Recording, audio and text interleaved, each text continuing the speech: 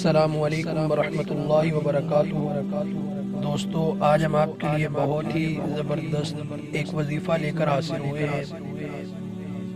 لا الہ الا اللہ واللہ اکبر، سبحان اللہ وبحمدہ، استغفر اللہ ولا قوة الا باللہ، الاول والآخر والظاہر والباطن بیدہ الخیر، یحیی ویمیت وہو علی کل شیء قدیر۔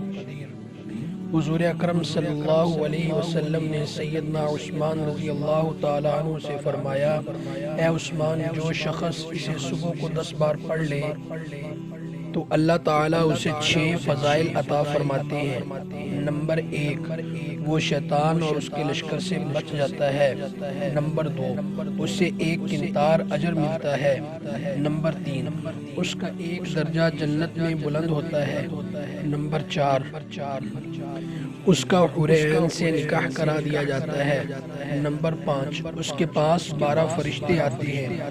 نمبر 6، اسے اتنا ثواب دیا جاتا ہے جیسے کسی نے قرآن اور تورات اور انجیل اور زبور پڑھی، پھر ساتھ ہی اسے 1 قبول شدہ حج اور 1 مقبول عمرہ کا ثواب ملتا ہے، اور اگر اسی دن اس کا انتقال ہو جائے تو شہادت کا درجہ ملتا ہے۔ بحوالہ تفسیر ابن کثیر، جلد نمبر 4، صفحہ نمبر 439۔ دوسرا حوالہ بکھر موتی، جلد ہفتم، صفحہ نمبر 580۔ دوستو، یہ چھوٹے سے کلمات ہیں، اگر ہم صبح کے وقت اور شام کے وقت ان کو پڑھ لیں گے تو اللہ تعالی ہمیں 6 یہ بڑے بڑے فضائل عطا فرمائیں گے۔